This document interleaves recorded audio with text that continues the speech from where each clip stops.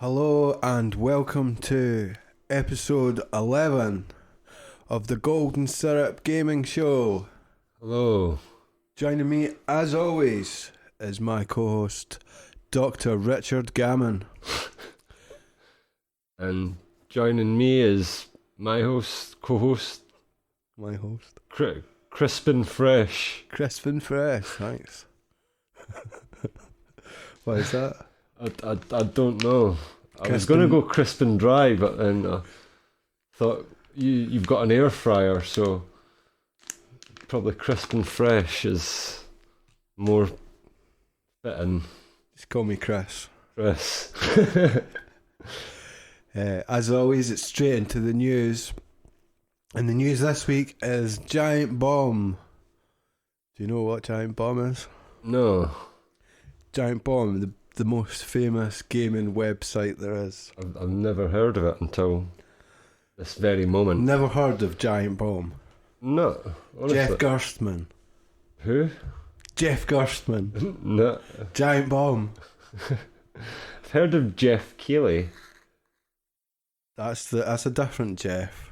Is there quite a lot of gaming Jeffs? The Jeffs of and is there enough to fill a calendar, do you reckon? Giant Bomb. You're going to be shocked when you hear this. Okay. But 3 of the main members of Giant Bomb have left. Right, Giant okay. Bomb have left Giant Bomb. An exodus of employees. Can you believe it? Well, I mean, we've covered similar controversies before on the Golden Syrup Gaming Show with the mass exodus of employees from Game Explain. That's right. I predicted that. Or the Game Explodus, if you like.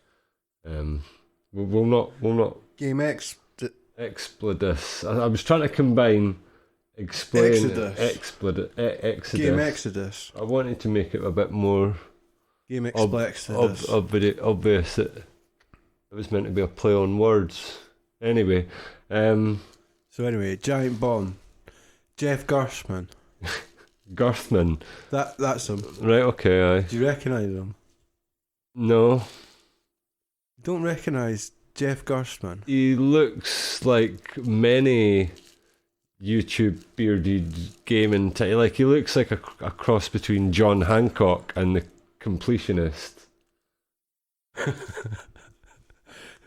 Oh, better, yeah. See what I mean? What would join them? Do you think he's Those names together. their dad? John Hanktionist. Is Jeff Gerstmann the Completionist's dad? Could that could be? I could see that. I couldn't see him being John Hancock's dad. No, I guess not.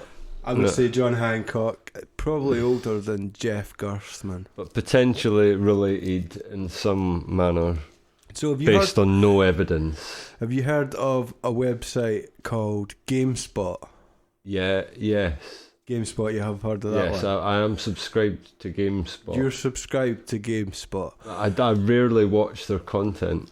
You mean you're subscribed to their YouTube channel? Yeah.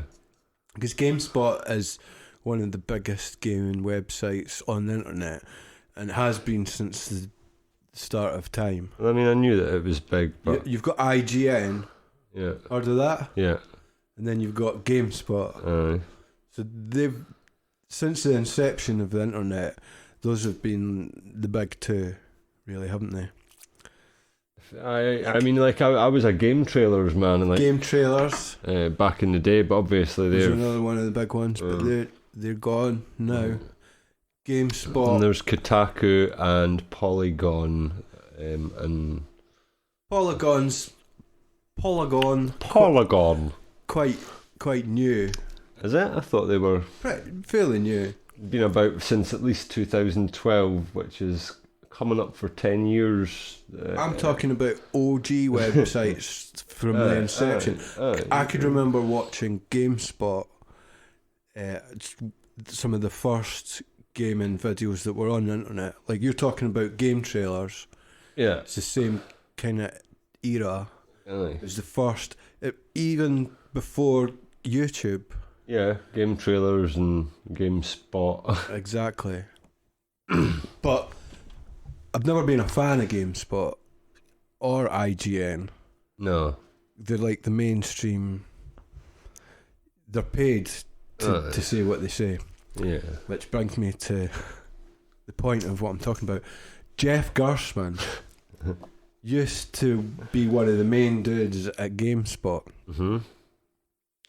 There was him, his best pal Ryan Davidson, I think it was, something like that. Right. Similar looking guy. By that I mean he was fat and he had a beard. He looked like he could be the completionist dad. Right. Anyway, there was a big controversy with Jeff Gerstmann when he left GameSpot because, and you might remember this, but Kane and Lynch 2. Oh, I remember there was controversy about that, but I can't remember why. Kane and Lynch 2 came out and they'd paid GameSpot for loads of advertising on the site. And the way that usually works is if you paid loads of money for advertising on a site, you get a good review. Yeah. But Gerstmann played Kane and Lynch 2 and he didn't like it. And he said, I'm going to be honest in my review. And he gave it a mediocre review. I think it was a 6 out of 10, wasn't it? And if I remember rightly, I think he ended up getting sacked from GameSpot. There was definitely some He left. Either way, he left. I think he was sacked. There was a lot of controversy over it, over journalism, people being honest and stuff. We're not going to get into that whole well, this is pre-Gamergate. Ethics in games journalism this is thing. long before Gamergate. This is Gerstmann-gate. Girthgate. I'm not saying you're saying Gersh. I'm saying Girth. You're saying Girthman. Girthman, but I'm mostly saying that for comic effect rather than I've never genuine. thought of that. Jeff Girthman. Girthman. Kind of hard to say it. Jeff Girthman. Jeff Girthman. Jeff Girthman. Anyway, he left GameSpot in this controversy, and he had a huge audience because he'd been on GameSpot for all these years. And with that audience, he started up his own website, Giant Bomb. I see. Who, because he'd already had such a huge audience from GameSpot, he brought them all to Giant Bomb. So Giant Bomb was instantly a huge bomb site as well. And we should be clear that this is news as in this week, which is... This happened 3 weeks ago. 3 weeks ago, because it has been a while since we've done the last Golden Syrup podcast, isn't it? I mean, I can't even remember. Behind the scenes. I can't even remember when the last one was. So, Giant Bomb, Jeff Gerthman. I used to listen to all the podcasts religiously. One of the first podcasts I listened to. So it's not only the first videos I watched, gaming videos on the internet, but the first gaming podcasts as well. And a tragedy happened. The other guy, Ryan Davidson or something, right? He died. Okay. And he was like the main dude. Him and Jeff Gerthman were the main dudes, like best pals. And then that guy he died all of a sudden. Like, was it a medical condition or? I'm not entirely sure what it was, but wasn't a murder. No, it wasn't a murder. It was a medical thing. But after that happened, the atmosphere on Giant Bomb, it was just never the same. Like, as you could imagine, like if your best friend died, yeah, and you used to work with him, it was just like, for me, it was like after that, it just seemed like. I mean, they talk about every game that came out, but it just seemed like their joy, like for games, had just left them. Almost like a bomb without a fuse, I'm sorry. I mean, I'm not trying to be flippant about somebody's death, but like, yeah, I can imagine it must be. But everyone, like, it still remained hugely popular, and I never seen anyone voice that opinion.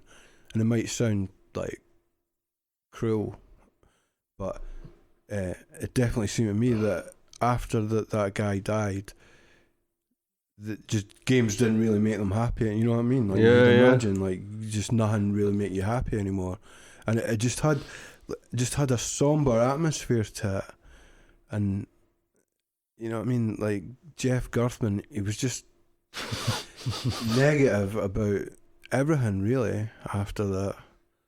And it kind of depressing to listen to, and I stopped listening to it. And obviously that's not his fault, but I mean, they're still going. But I mean, it's like we have kind of again touched on this before, that like YouTube is quite a depressing landscape. Like, and the people who are doing it do quite often seem to be like depressed, and like it seems to be quite a joyless process for them.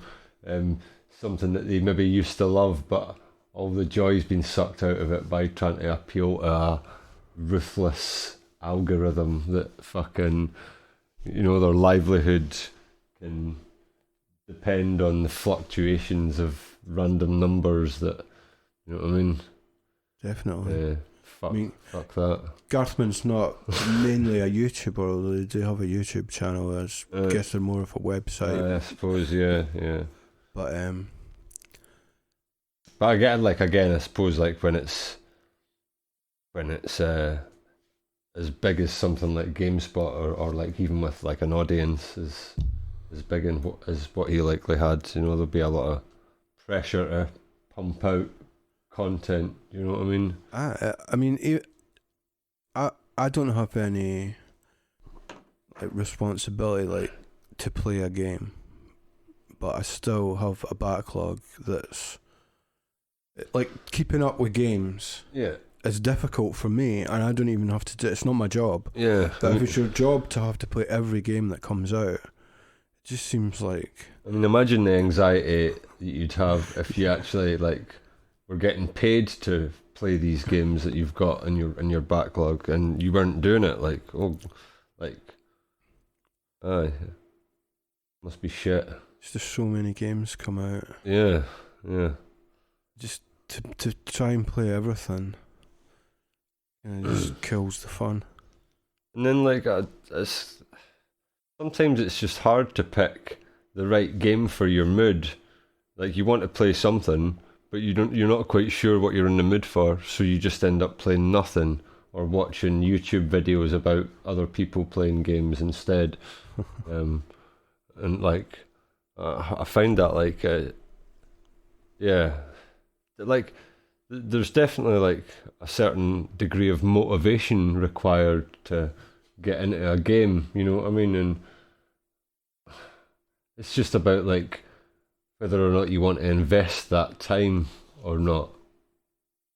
I feel like once you get into it, you know what I mean? It's that initial decision of what you're going to play, because you've got so many games you can play. Yeah. And then once you start playing something, you think, oh, I could be playing that other game that I should be playing. So I've made a rule, which is just to try and concentrate on one game at a time. Yeah, it's definitely a good rule. And it was like, but then when I don't feel like playing that game, I end up playing nothing, because I'm like, oh no, I'm supposed to be playing that game, but I can't really be bored playing that game, so I don't end up playing anything. Yeah. I suppose it was like when you were younger, usually only had maybe one or two games like at a time, you know, like certainly like I would have to trade games in, do you know what I mean, like to play something different back in the day. So yeah, like I couldn't have even imagined this situation that we live in now, where we have this many games to play. Well, I suppose like you did have an Amiga, and like obviously piracy was quite easy on that. I remember you being quite jealous because you just had like It's boxes of discs. Still pales in comparison to the amount of games that you have nowadays. Yeah, for sure. And like just the way like distribution's so easy now. Like there's such a variety in the games that are coming out like right now. That's amazing. Like during the PS2 there was a similar thing. But it's overwhelming. There's too much. Like there's literally too much. Look back on it. Be easier to look back on it than to. I'm sure that we're missing out on loads of amazing games. Like genuinely, if it wasn't for channels like let's name drop some like Switch Up and that like Switch Off, Switch, and the other one with the Welsh guy. Switcheroo. Aye, like because they kind of cover like stuff that's on sale all the time, and that's like I make a lot of my buying decisions based on channels like that and recommendations, because otherwise browsing through the eShop's just such a. It doesn't seem to work. It breaks. Like when you scroll down it stops working. It becomes just frustrating. And just like is that just my Switch? No, I mean like it doesn't. Mine doesn't break, but it hangs from time to time, and sometimes it doesn't. Slow. It starts off when you're scrolling down. It's okay, but the deeper you get, the slower it gets. To be fair, that's not an issue exclusive to the Switch. Like every PlayStation storefront is also janky as fuck.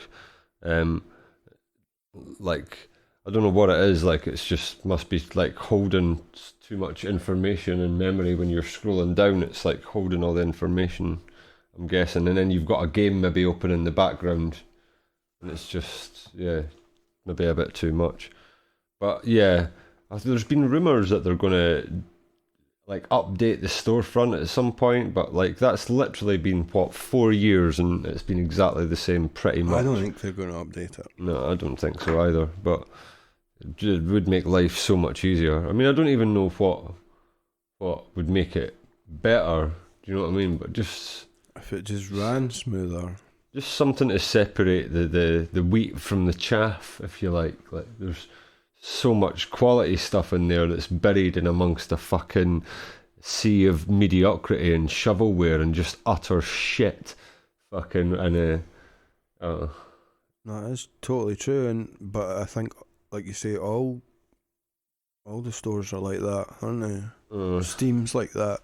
Like there's been a problem with Steam that I've heard people talking about for years. So if they haven't. It doesn't seem like that difficult a problem to solve, but if they haven't solved it, then I can't see Nintendo being the ones to do it. Yeah. Right, well that's the end of the news. Let's move on to reviews and the game that you've been playing. The first game that I'm going to talk about is Truberbrook or Truberbrook. So I was trying to do a German voice because it's set in a German town called Truberbrook. A real town? I don't think it's real, but pretend town.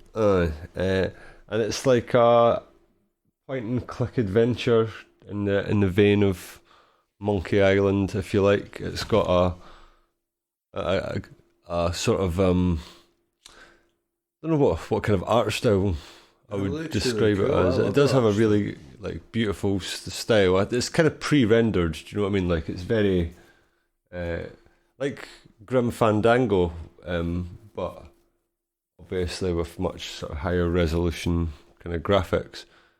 And it is actually. I was going to say it's point and click, but you can move the character about. So it's dual analog stick, so you can move the character with one and move the pointer around with the other stick. So it's like Grim Fandango, in that way. Yeah.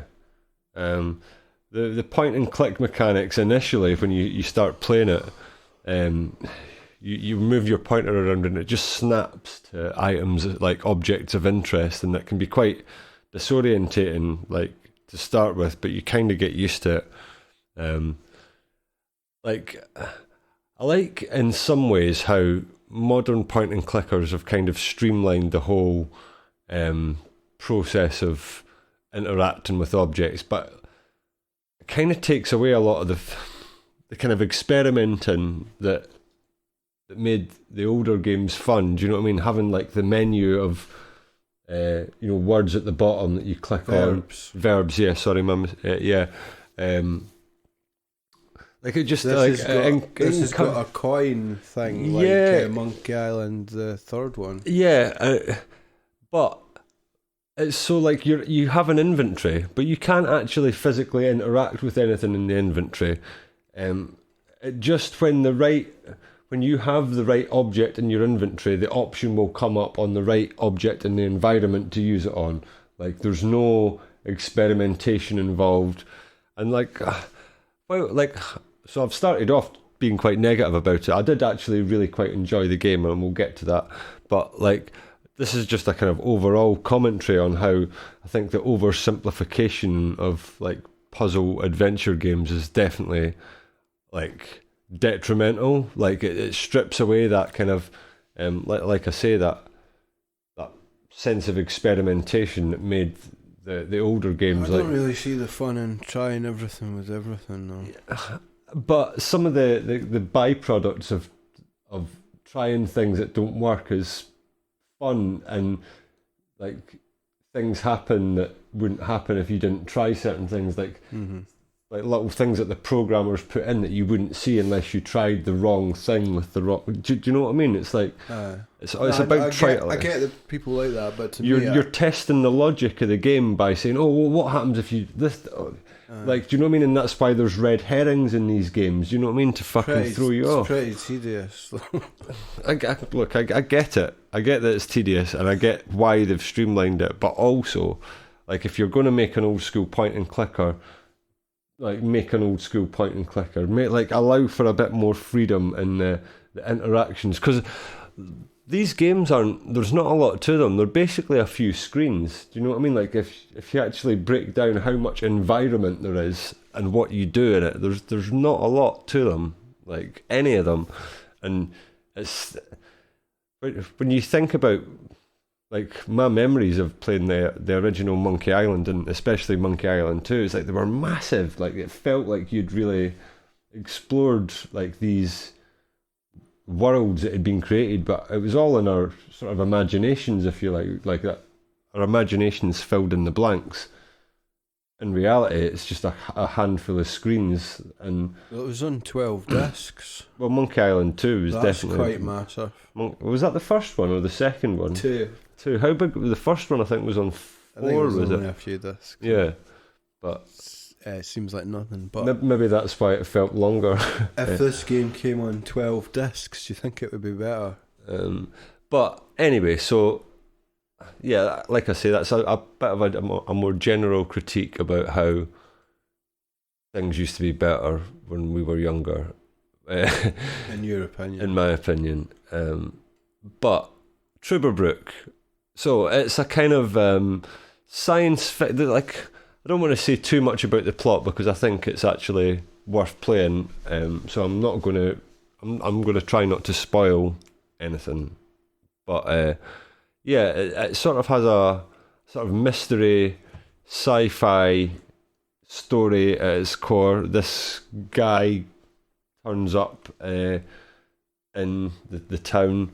He's had he won a competition, and the competition was to for a holiday in this town. And he's a quantum physicist who's written some relevant books or papers that's in the story. Your notes get stolen by a ghost at the start, but it's not a ghost. It's some kind of quantum apparition.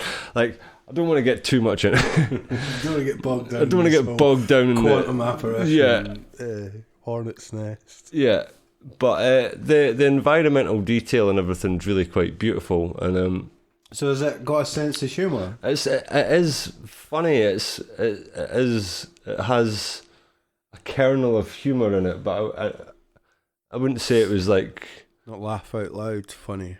It's not Monkey Island tier funny. No, it's definitely not. It's not aiming to be a comedy like Monkey Island, but there's definitely humour in it, and like some of the character designs are quite funny in and of themselves, I suppose.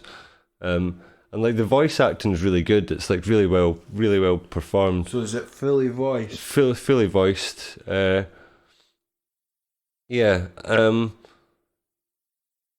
I think I think it is actually voiced in both English and German.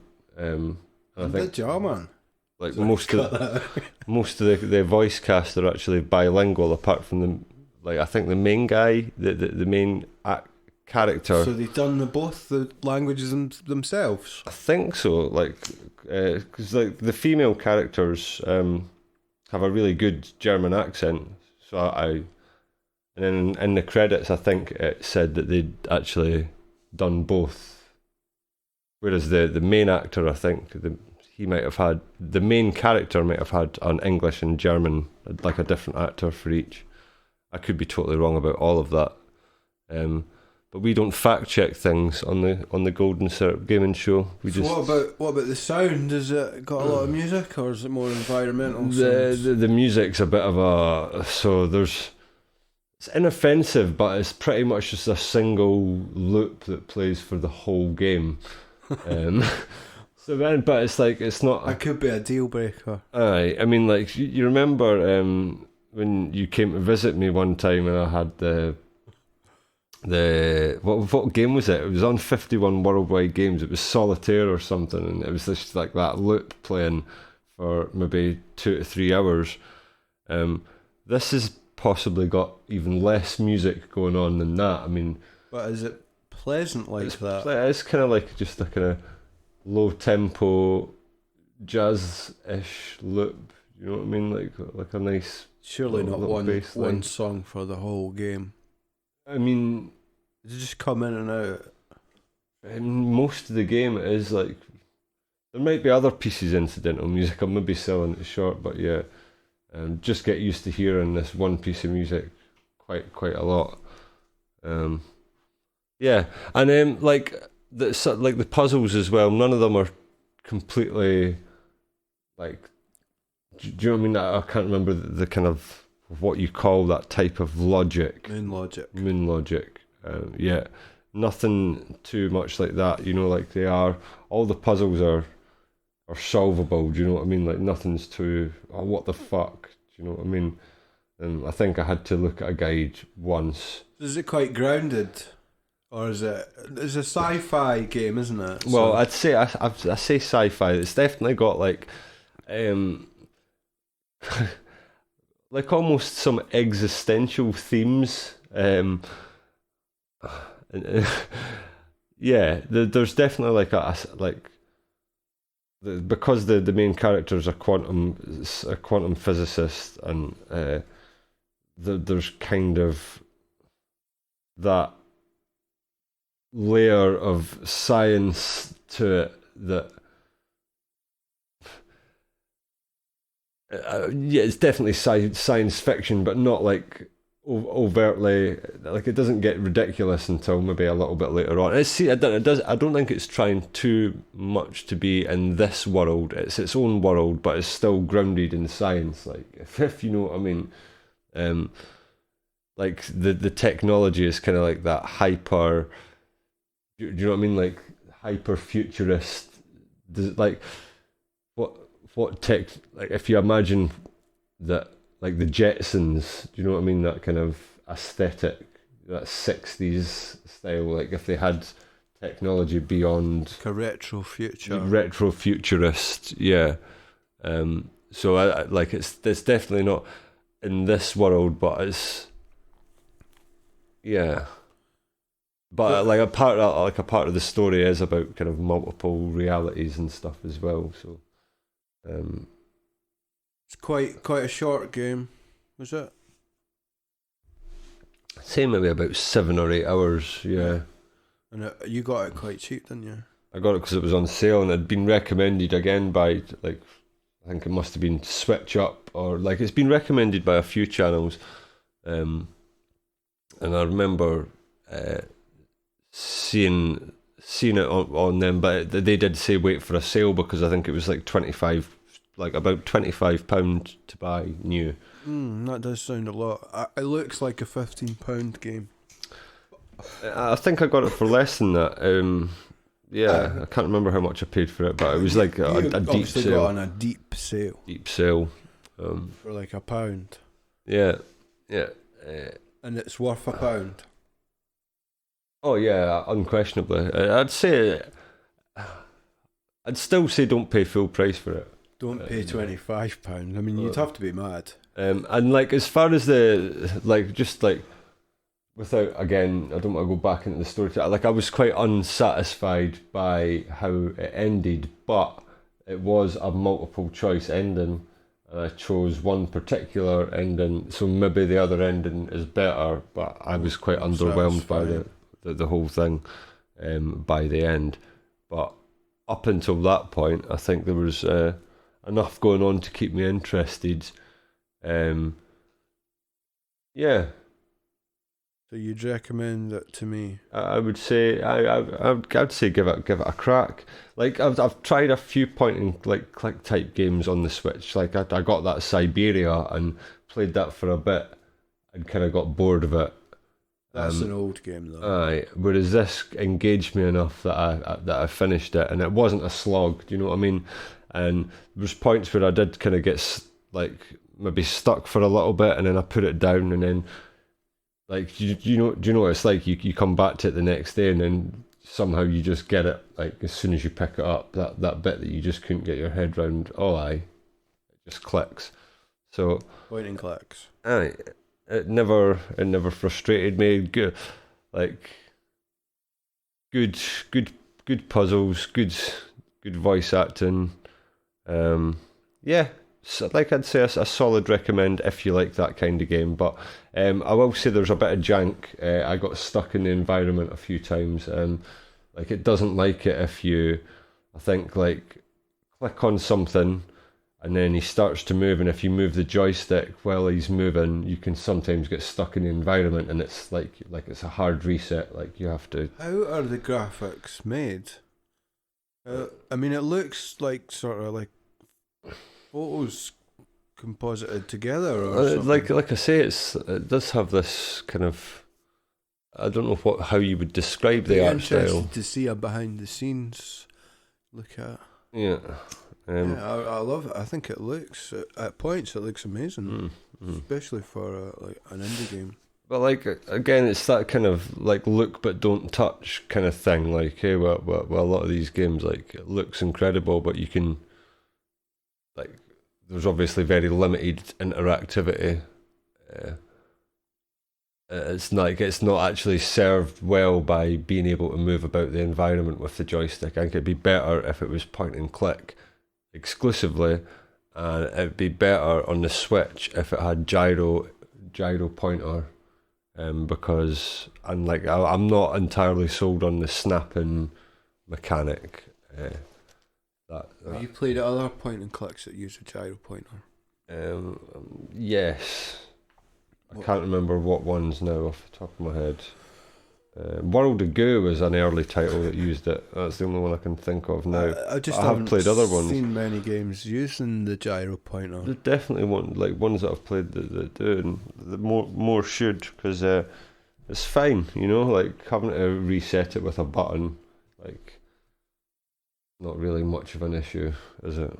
Well, not if you're clicking something that's on the screen, because that would reset it, wouldn't it? If you're pointing at the screen and picking something, then that should just reset it anyway. Yeah. Truberbrook. Aye, so that's one of the games I've been playing. What have you been playing?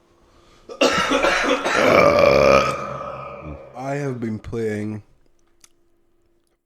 Spirit Hunter NG. I don't know the alphabet language. What's it called? The one the police use.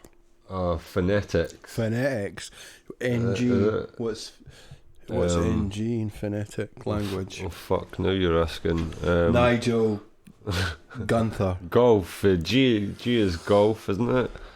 And oh fuck! Now Now that you've put me on the spot, I can't remember what N is. I don't think it was intended to be pronounced that way anyway. No, it's just if you're listening to this, N.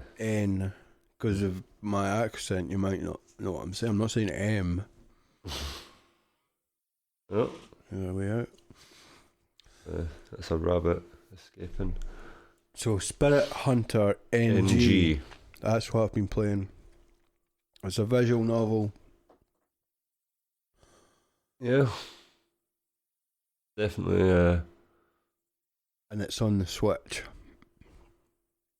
I actually played the game before this game. What was that called? Spirit Hunter Deathmark. But I only played it for like a short while. And this is unrelated to the Jake Hunter games. This isn't related to Jake Hunter. So Jake Hunter is obviously... Spirit Hunter, I see a Spirit Hunter. No, hunting there's... spirits, and this Jake Hunter is about hunting Jakes. Hunting Jakes. That's the joke. The Jake. That's the Jake. So I played the previous game, Spirit Hunter Deathmark. Just thought it looked good, but I didn't stick with it. I got maybe a few hours into it, and then I decided I wasn't going to play it anymore because it had moments in it where you have to make choices, and the choices seemed to have no logic behind them. Did it involve 15-year-old Japanese schoolgirls like other visual novels? It didn't. It's a gothic kind of horror atmosphere in both these games. Emo. So when this game came out, I thought it looks good. I like it. I like the look of it, but I didn't really get on well with the previous games, so I'm going to give it a miss. Right. But then it was on a deep sale. That's how they get you. Every time. So I was reading some stuff about it, and they said you didn't have to have played the previous game to enjoy this game because it's unrelated pretty much. Yeah. So I thought, you know what, I'm going to give it a go. Having forgotten what it was I didn't like about the previous game, because I thought it looked good. I love the art style.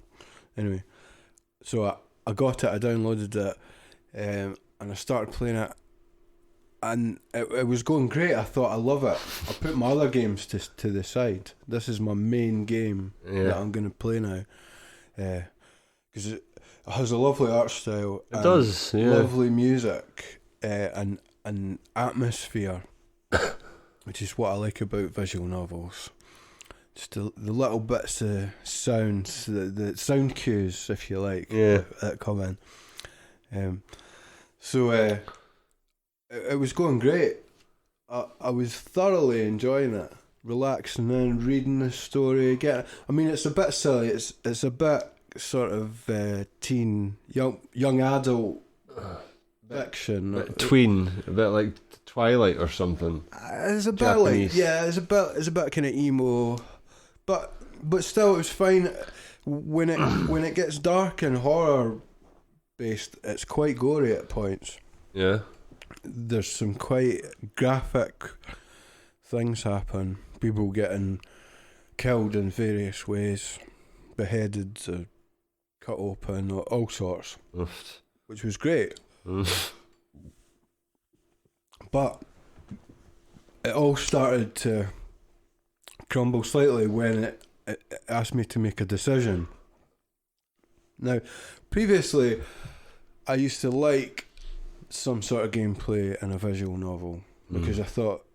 Something to do, isn't it? No, I thought I could convince myself it's still a game, because I was in that sort of awkward headspace where as a visual novel, I'm just reading something, is it really a game? So I would think if it had some gameplay and then some reading, I'd think fine. In my own head, I thought that's fine, it is a game, I'm still playing a game. But then I came to the conclusion that the gameplay was kind of just annoying. If I was going to play a visual novel, I wasn't really wanting any gameplay. I was wanting to just relax. Yeah. if I was wanting gameplay, I'd play a game. Yeah. I'm playing a visual novel. So when this game asked me to make decisions, that's when things started to get a bit dodgy. Well, I mean, isn't that the whole kind of... I mean, not to kind of discount what you're saying, but isn't that the unique selling factor of the visual novel media is the interactivity and the ability to like have your decision making affect the story.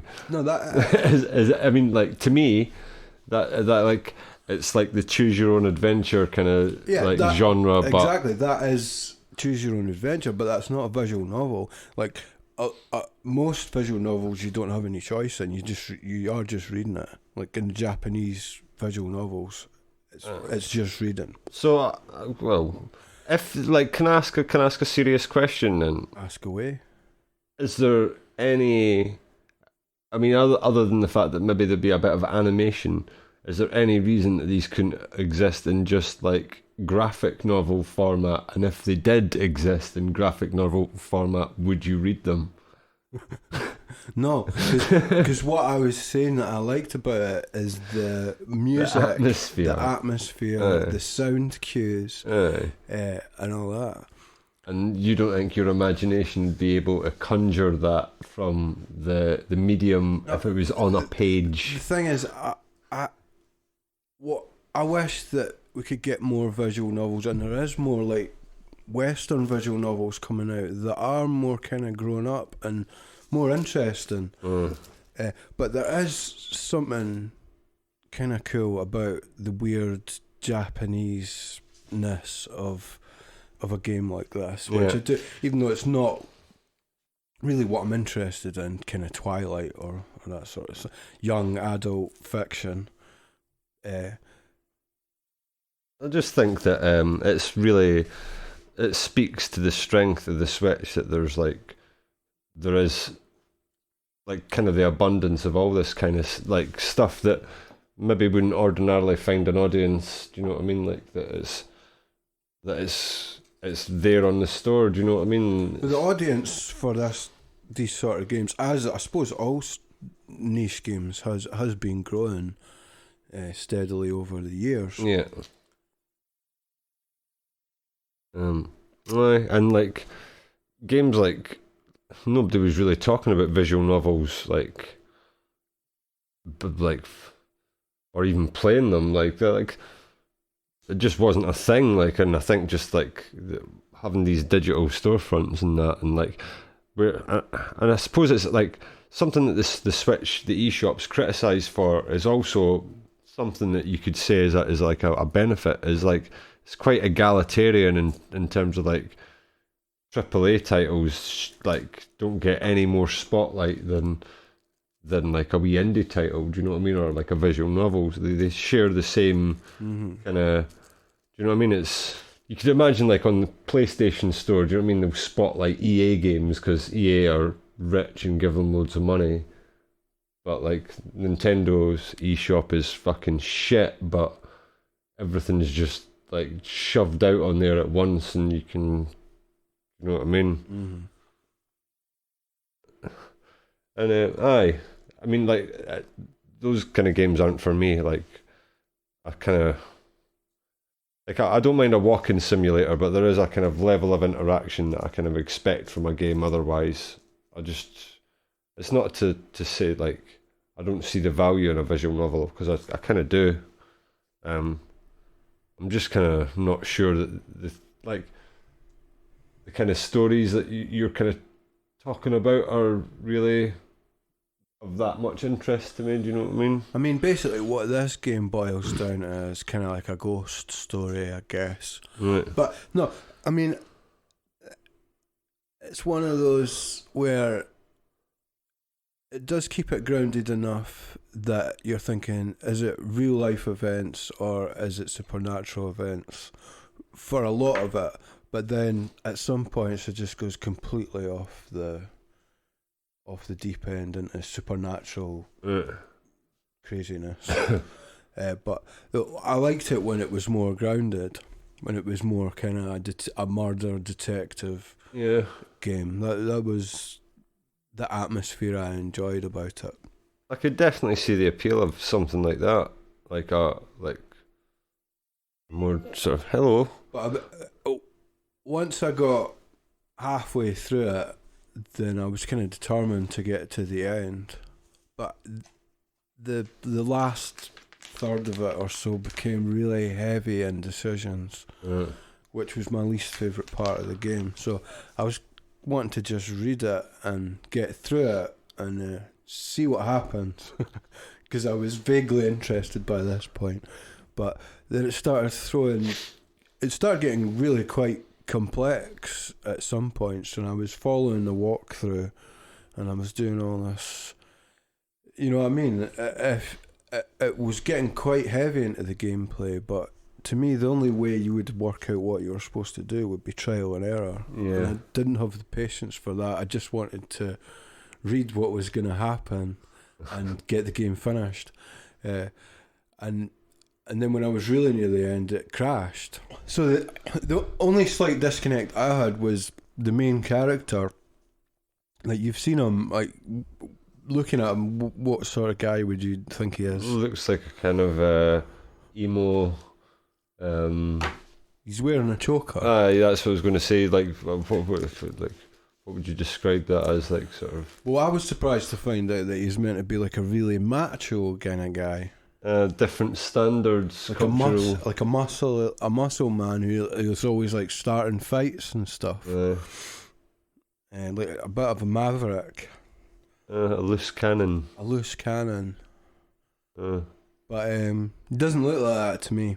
I mean, perhaps people in the comments are going to tell me that there is a lot of logic behind these choices, but to me, I didn't see it. But I would love to know if I'm missing something, then please let me know. But I did play it to the end, but then I got the bad ending, so it was completely unsatisfying, and I kind of wished I hadn't even finished it. But I knew I was going to talk about it on the podcast, so I felt like I had to finish it, and I'd been playing it for 20 hours. That's 2 games so far that we've talked about that have had disappointing endings. But other than that, I mean, like, does it have enough going on to warrant a recommendation from you? Yeah, I mean, if you can guess what the choices you're meant to make are. Here's the thing.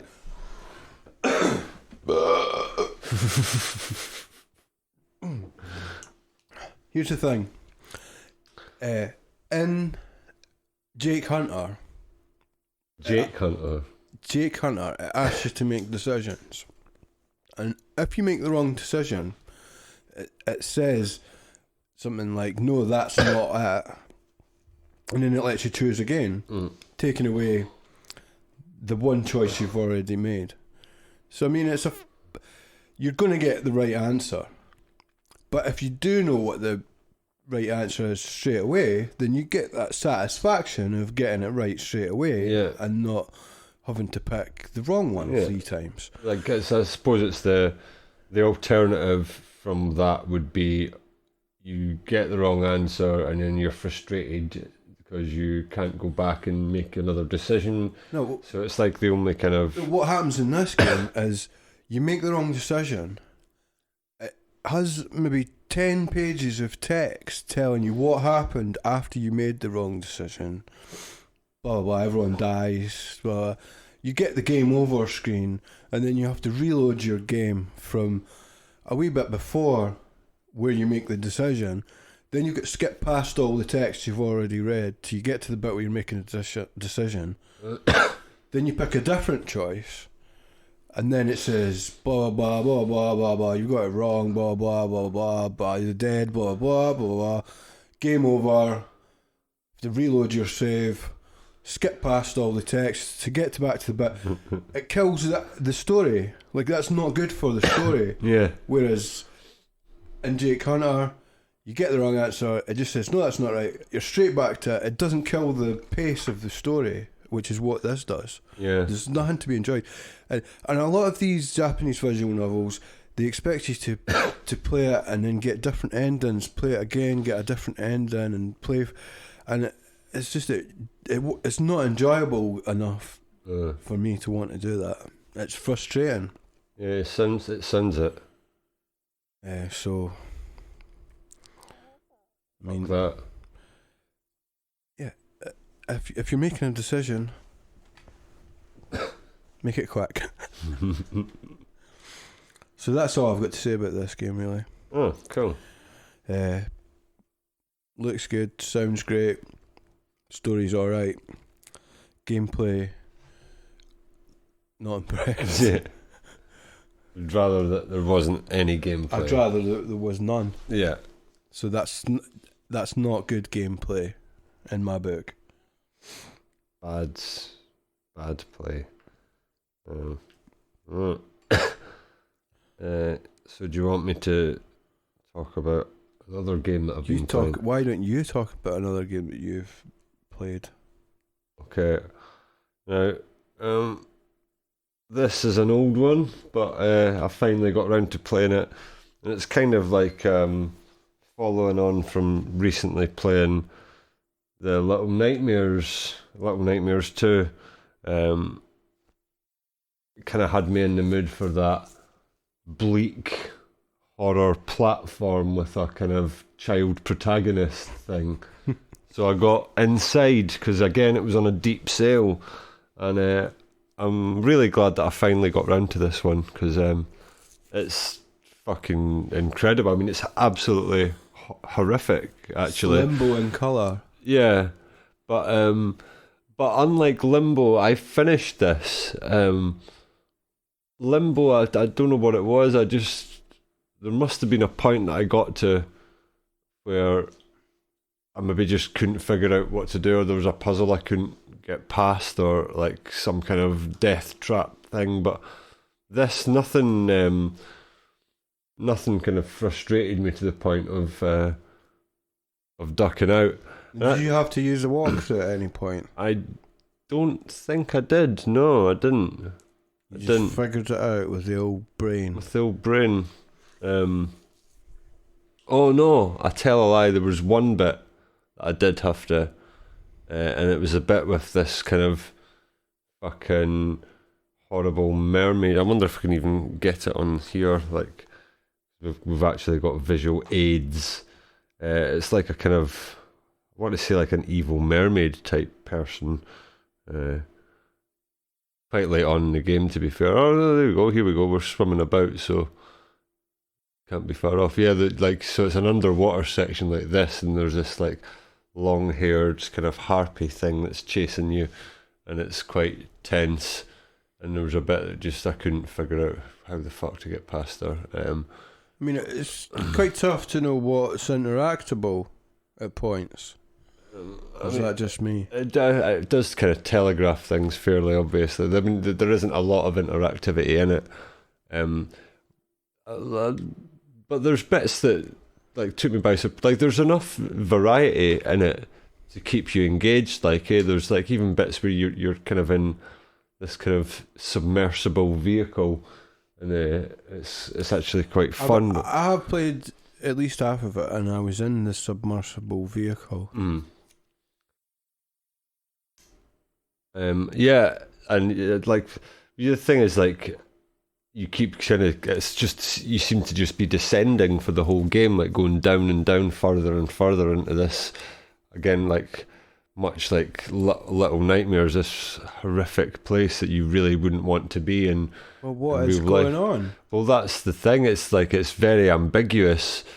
That's quite big. I was like, I don't want to. You've never.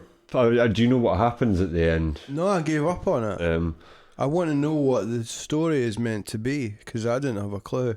Well, I mean, so essentially, you couldn't have been that far away from it if you were in the submersible, because I don't think there's that much further to go. But you end up essentially in this lab, and then there's loads of guys looking in a window, and then you basically end up climbing into the tank that they're looking into, and then there's this like mass of all these like bodies that are like this giant sort of gelatinous and then you try and free them, and then you end up getting sucked in, and then so you are this fucking giant blob, like something like, you know, the end of Akira, where it's like fucking just like this big fucking blob of like human body parts and that, and then you burst out of this lab and then die outside.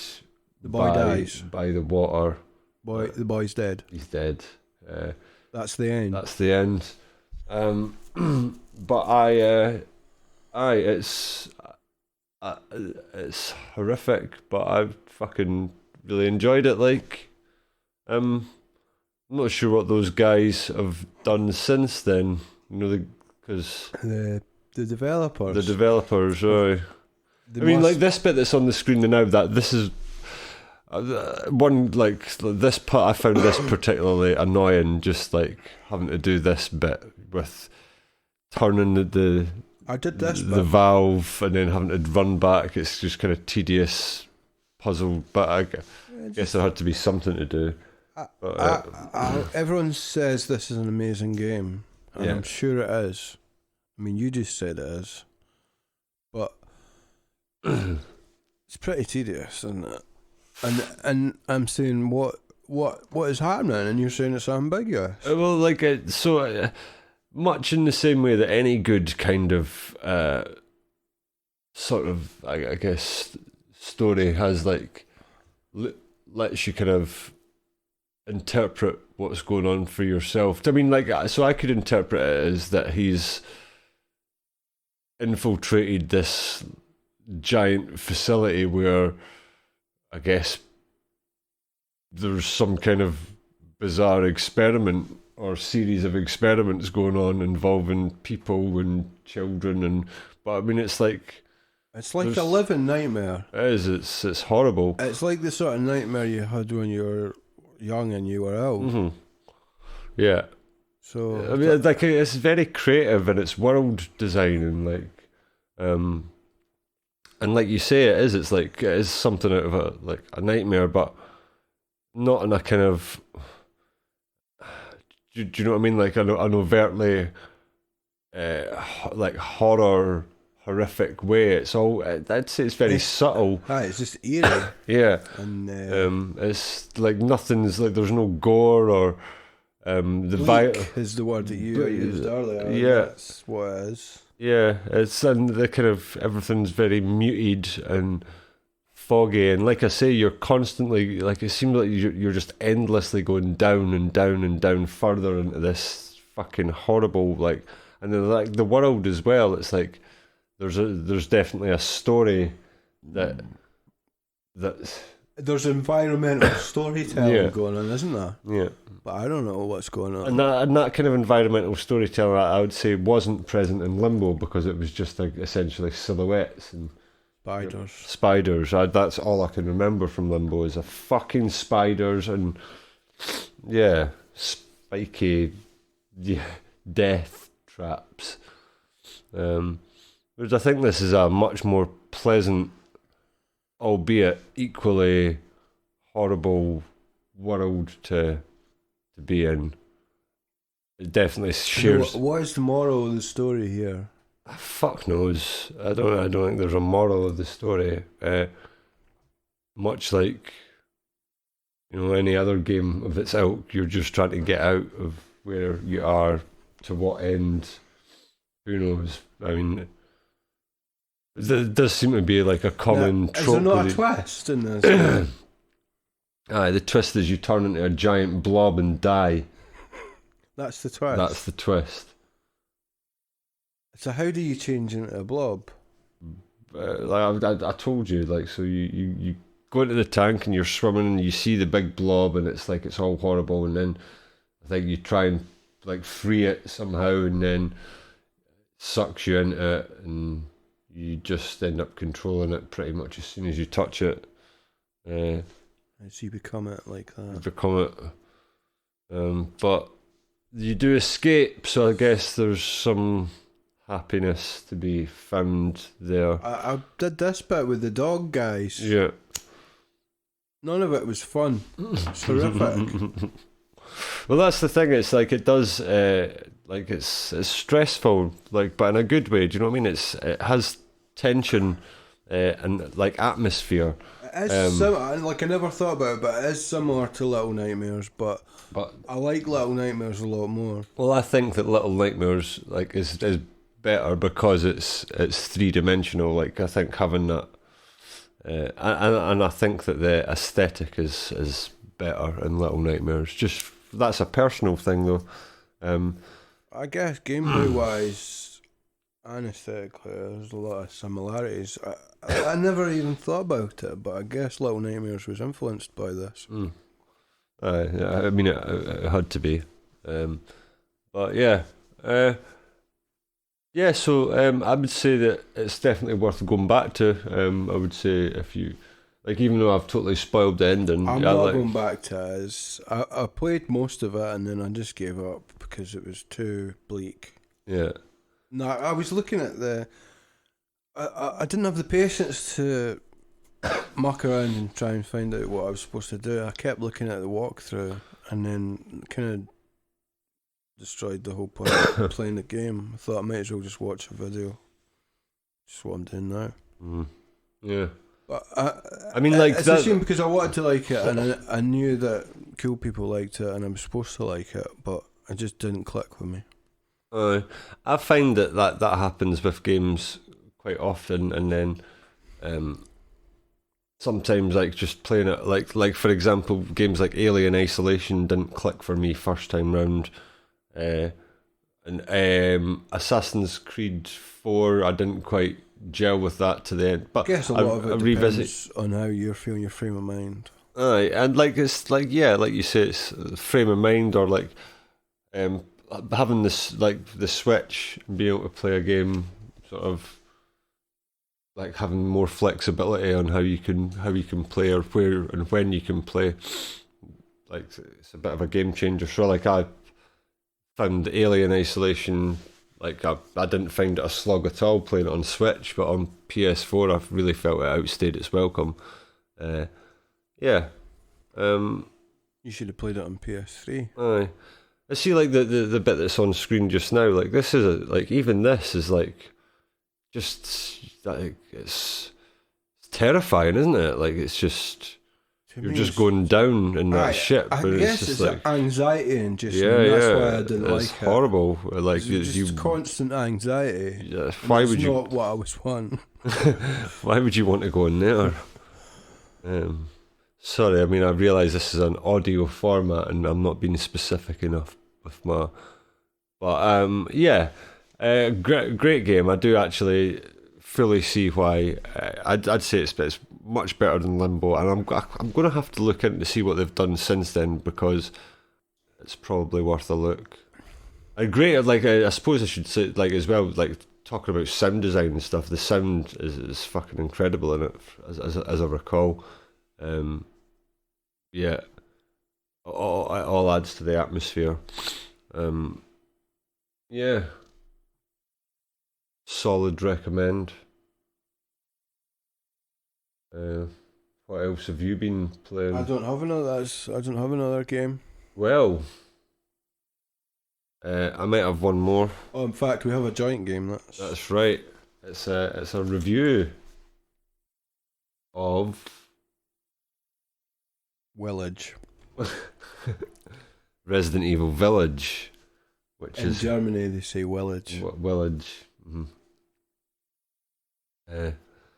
Which we played on PS4, and we played through it together.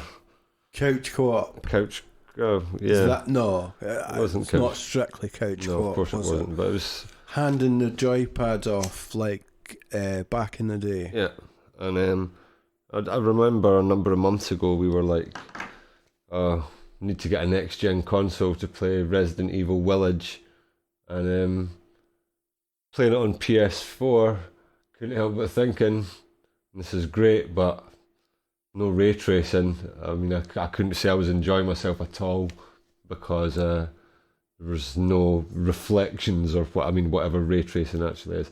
I'm being facetious. I thought it looked stunning. Let's start off. But you say that I did notice there was a lot of gold everywhere. Gold Things. So it was like, sorry, excuse me.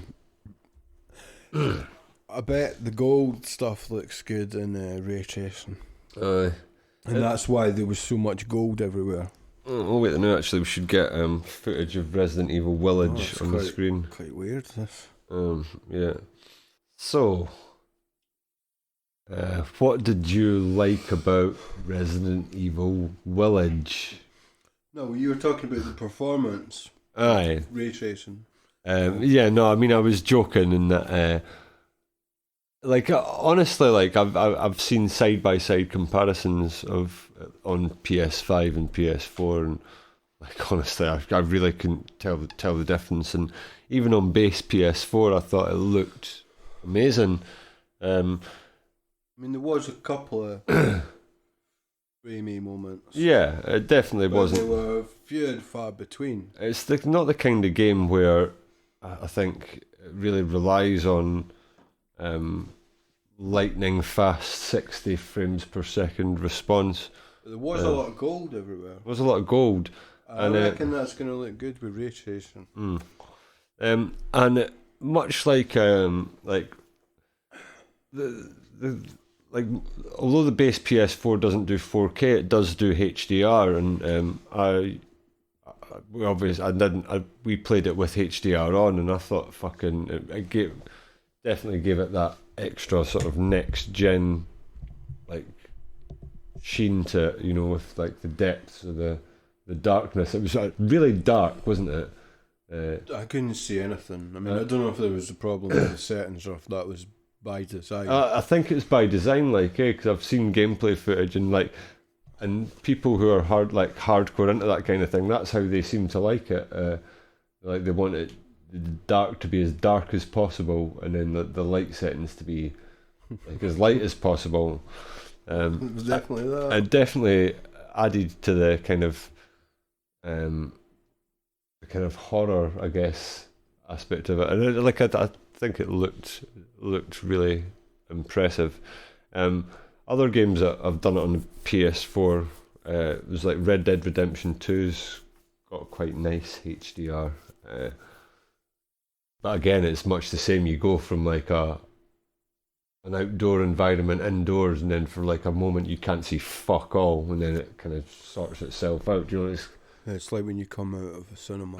Yeah, more dynamic. I mean, it's great that they can achieve that effect, but I don't know if it's desirable, really. Yeah. Resident Evil Village. Did you like it? I thought it was solid, very solid. Yeah, I mean, I did really like it. But it didn't hit the heights of the highest of the Resident Evil 4. It's definitely that it was trying to be. Yeah, so obviously, there's been lots of comparisons to Resident Evil 4, and straight off the bat, it's not even close. I mean, I'm sure I've said this before, but Resident Evil 4 is one of the greatest games of all time. So by default, it's the greatest Resident Evil game of all time.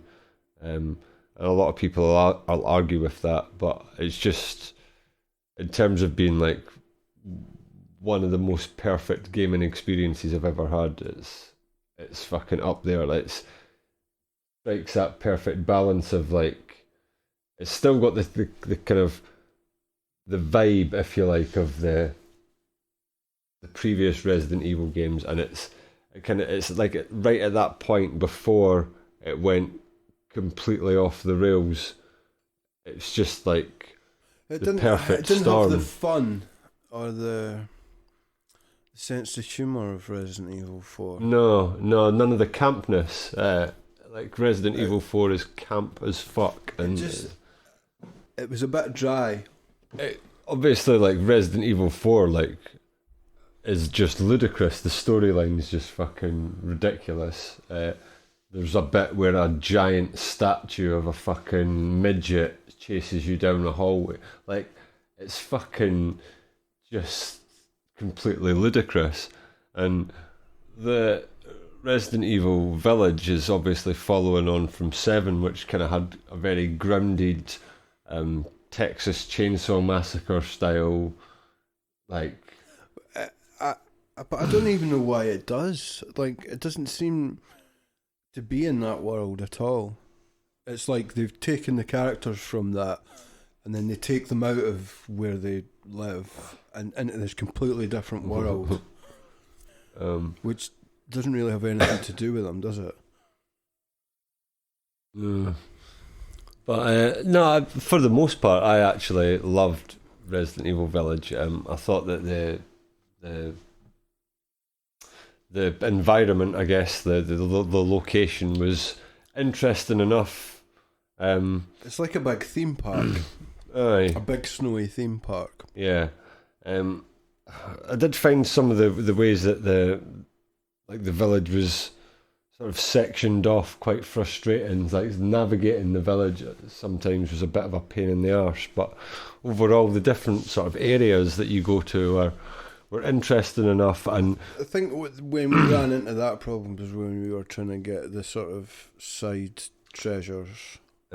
Yeah, there was definitely points where we were like fucking totally lost. And it's like, where are we meant to be going? But that is traditional Resident That's Evil. when it felt that it's most like Resident Evil. So like, and it was optional. And people probably would like. What's been interesting, like looking at other reviews of it and stuff, is that people like seem to have be quite conflicted on which areas are their favourite. And I think that's a really good thing, you know what I mean? Like, the opinion's quite divided on which section of the game like is resonating with. Like, for me, I love the castle section at the start with the big 9-foot tall fucking thick vampire chick.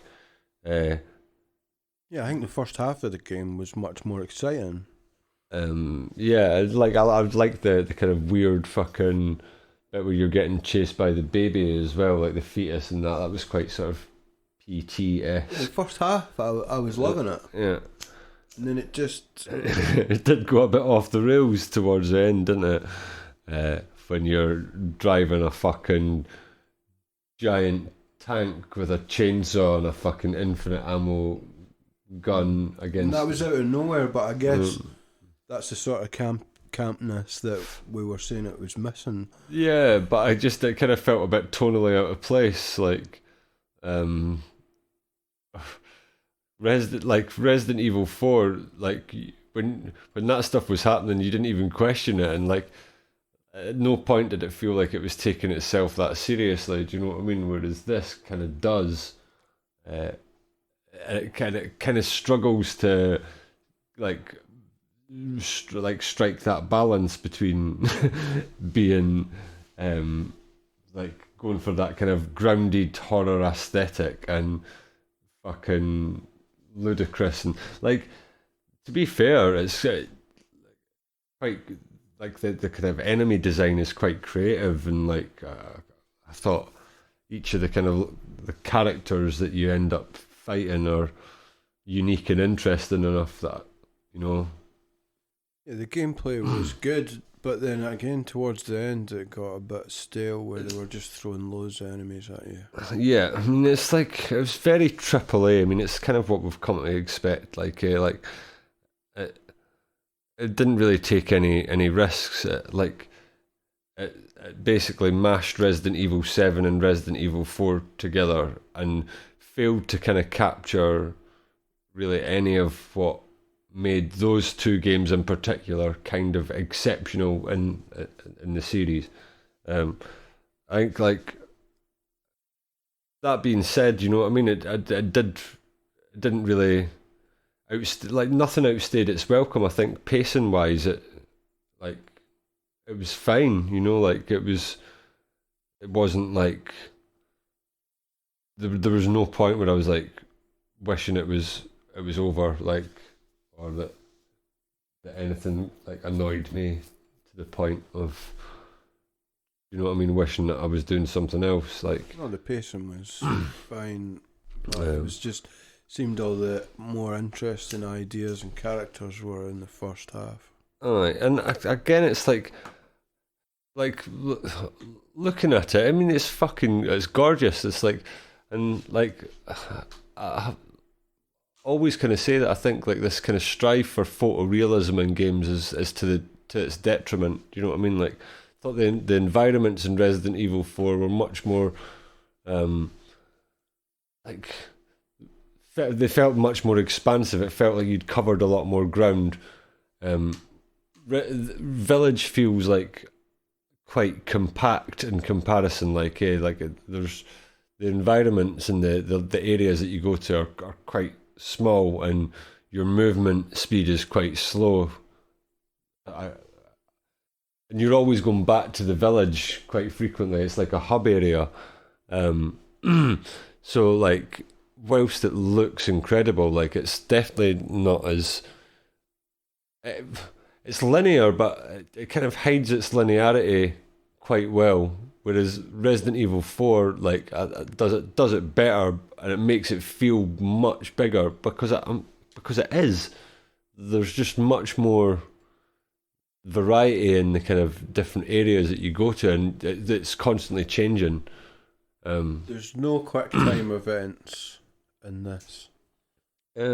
True, but most of like there's lots of bits where you're kind of taking, like, most of the bosses are essentially quick time events. Do you know what I mean? But Like, there's the one with the, but they're not quick time events, and that's what's good, because like, even though everyone hates quick time events, they still keep putting them in games. And do you think we've finally got to the point now where they're going to stop putting quick time events in games? but now they're just replaced with like the section where it's the boss fight with a doll, and you've just got to wander about like a house with all these dolls vibrating, and then you've got to find the one doll who's got the wedding dress on, and then you trigger a cutscene. But you just all you do is trigger a cutscene where you stab her in the head with a pair of scissors. It's not really a fight, is it?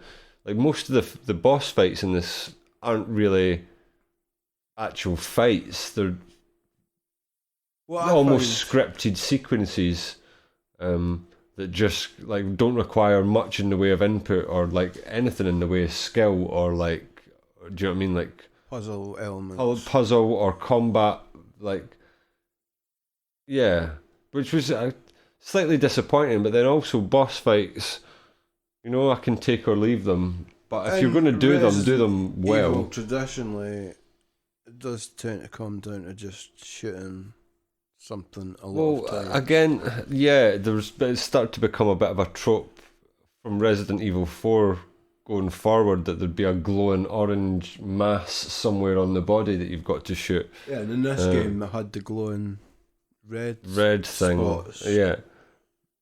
I mean, they weren't holding back on trying to be Resident Evil 4. But it didn't quite. It made me want to. But I thought it was solid. I thought it was a good attempt. I just didn't. It wasn't like amazing, but it was really good.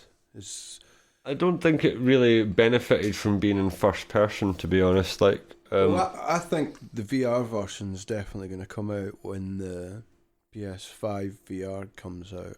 I think it could be great in VR. I guarantee that's going to happen.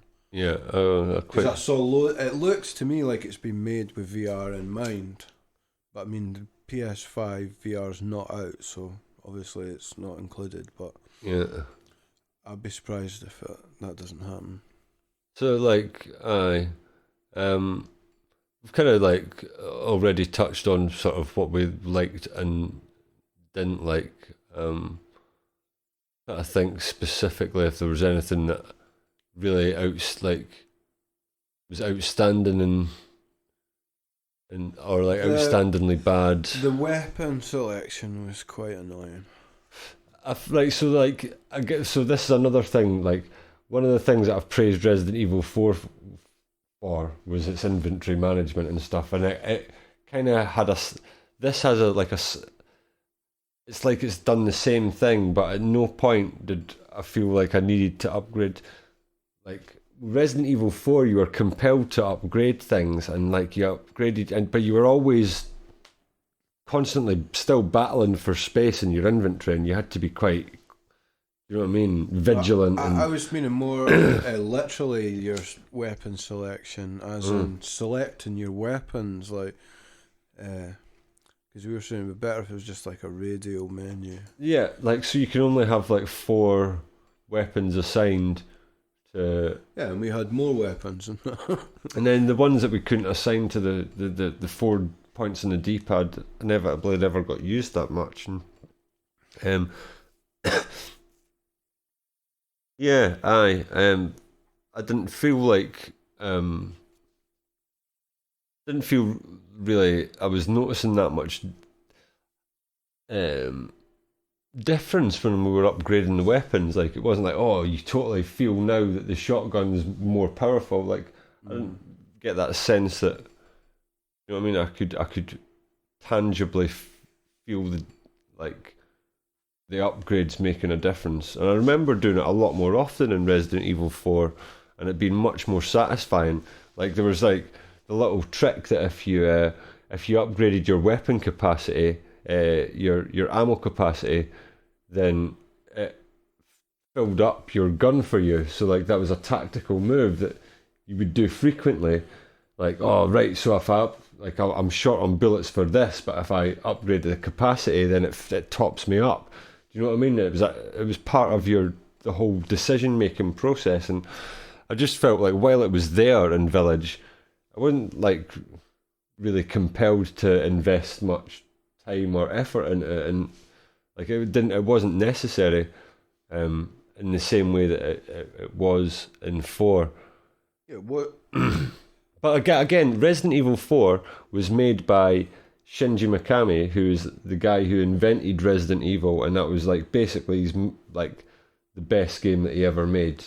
And then it's been handled by different people since then, and none of them are quite as capable as him in capturing what it is to make. It's always hard to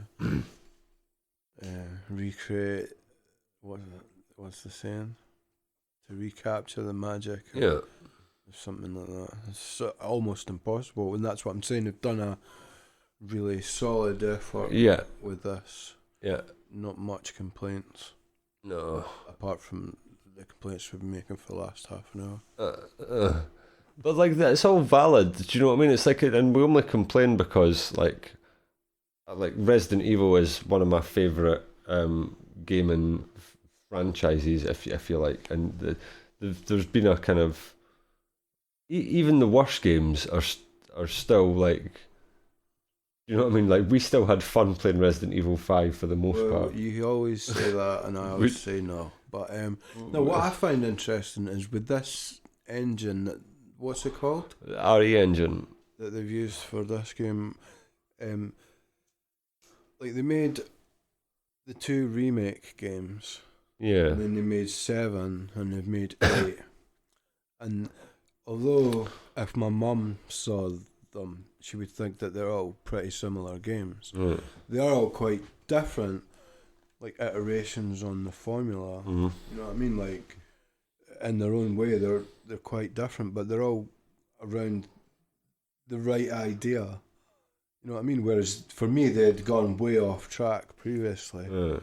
But now I think they're on the right track, and it's what Resident Evil should be.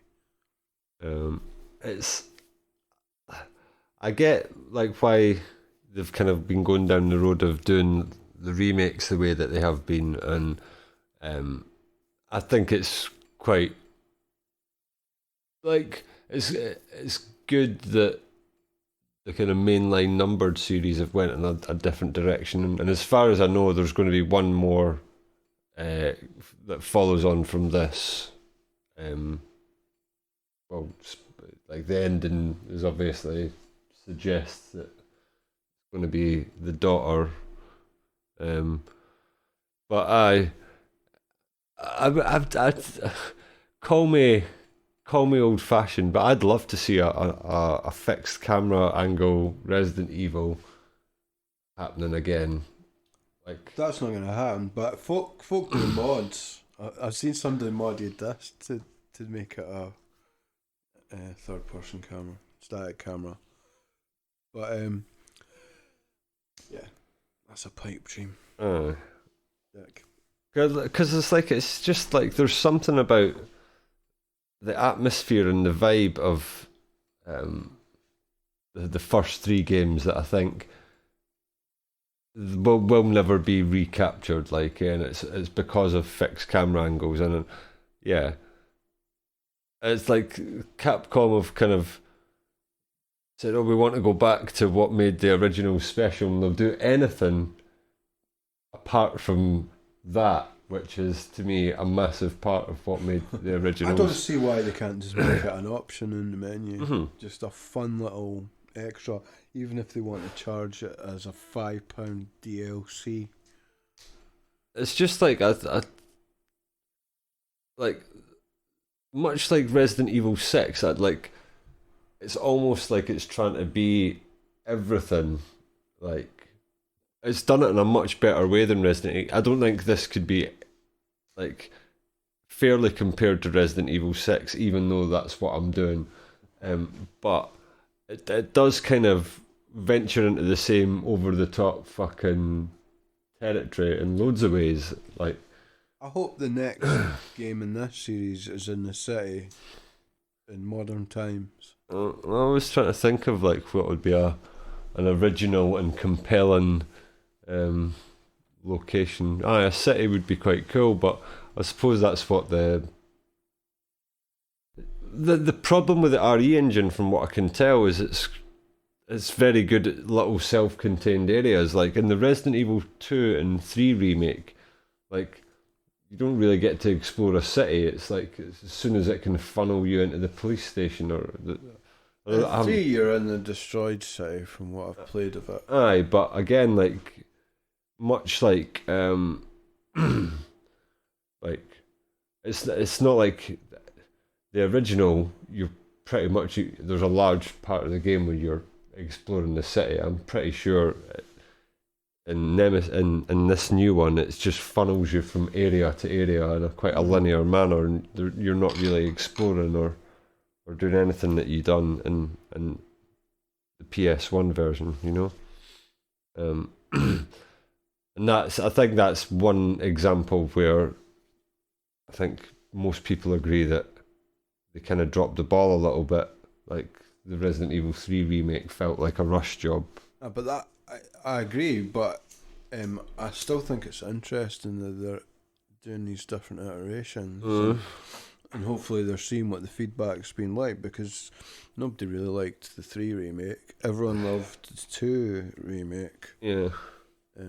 So. And it's been like I say, there's been quite sort of mixed opinions on Village, but overall it's mostly been well received. Some folks sort of have different opinions on where the game's strongest like parts are.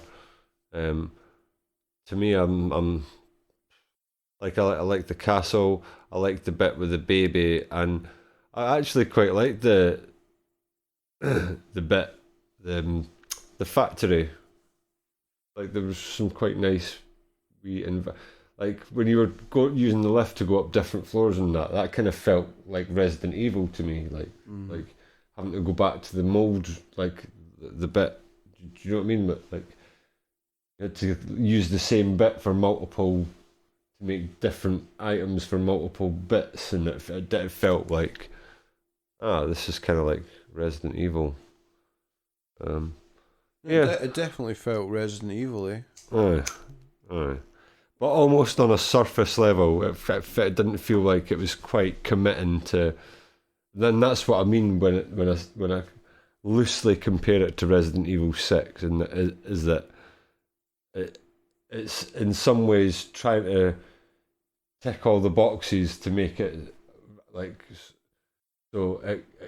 Anyone who's been a Resident Evil fan at any point can say, "Oh, this is Resident Evil to me." So but again, it felt a little bit surface level. Kind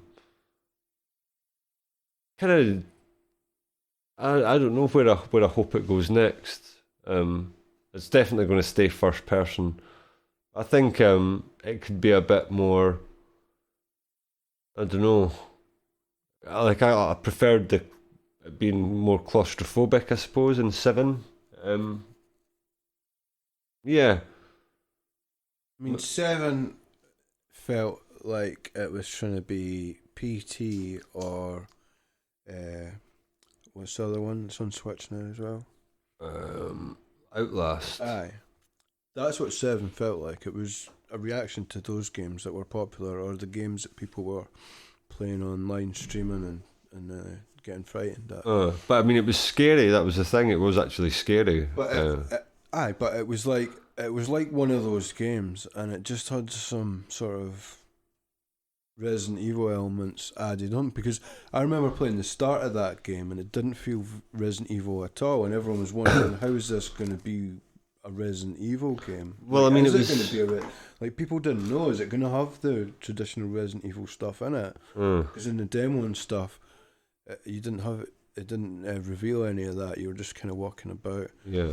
You didn't have any guns or anything. And after playing that demo, I wasn't really in any hurry to get the full game. Like I got it a while after. I played that in VR and I was just totally blown away. It was just one of the first VR things I played, so it was insane. But that's a different story altogether. Yeah. Like I say, I would love to play this one in VR if that happens, but at the same time, it was good to play this and not feel sick all the time. Yeah.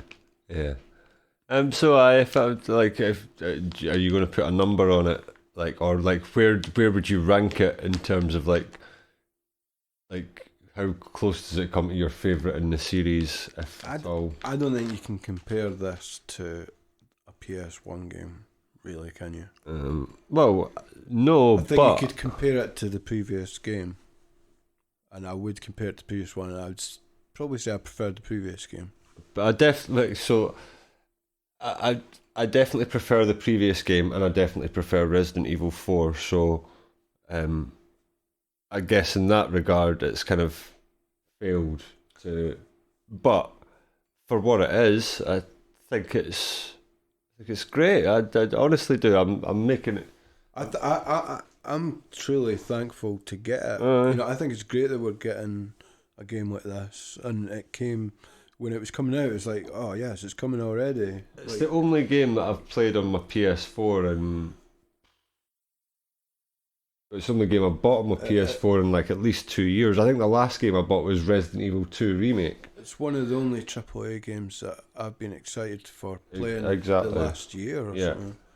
And they didn't hit it out the park, so to speak, but it's, as I keep saying, it's solid. It definitely was an enjoyable experience, and it was cool to play it with you, just sort of handing the controller over, because it's been a while since I've played a game like that, and it does kind of keep you interested as well. Like the combat is fun enough, given that that's mostly what you're doing. Like the shooting and all that felt fine. One thing I will say is, like, so there's a quick turn, right? We're all about quick turn. I used quick turn maybe once when I remembered that it was a thing, and then I never actually used it in the game.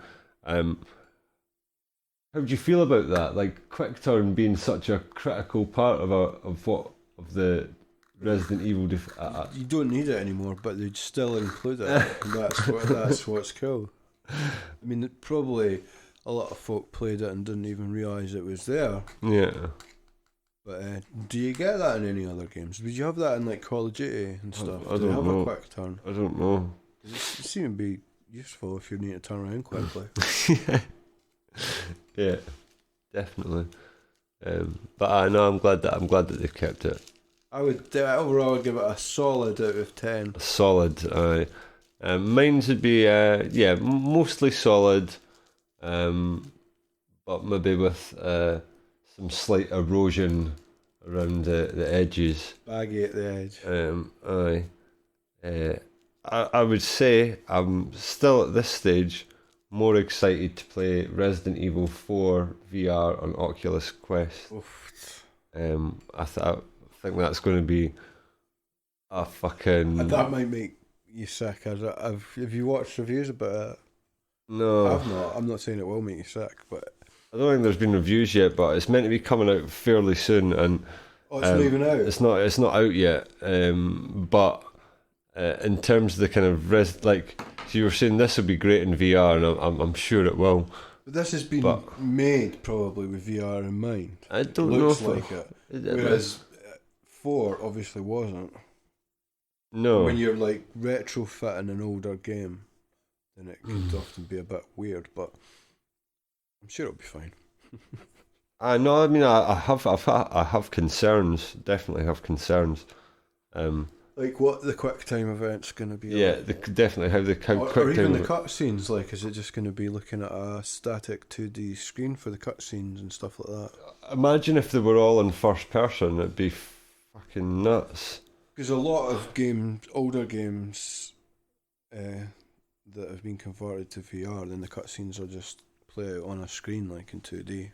Yeah, which is. It does seem like they've kind of rebuilt the engine in loads of ways. Like well, it's a big deal, obviously, being exclusive for Oculus Quest. Yeah. So yeah, it's a solid in the middle, but baggy around the edges. Yeah.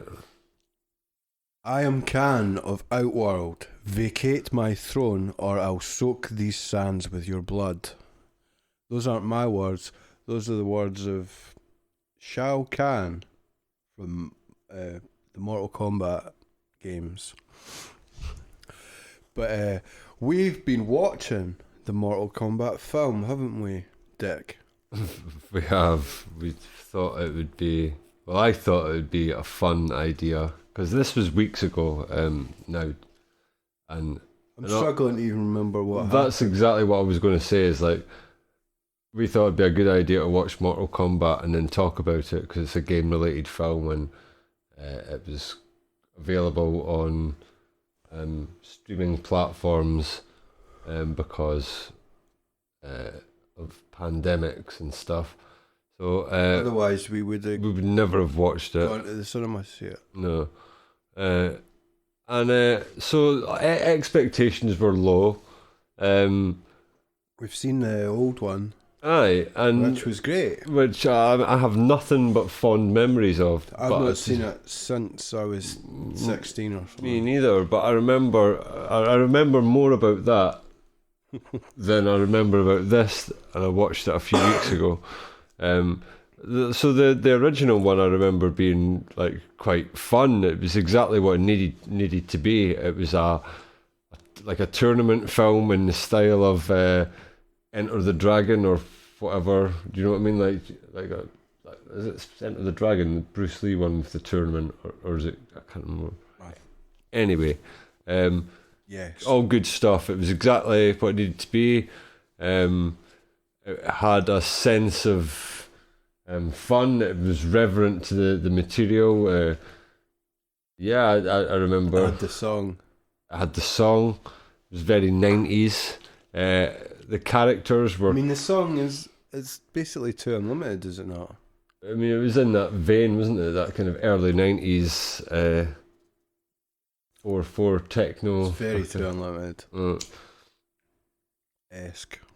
But, well... Too Unlimited-esque. So this one, Mortal Kombat, this new one, I thought it started off quite promising. Like, so we've got it on the screen now. The first few minutes, I was like, oh.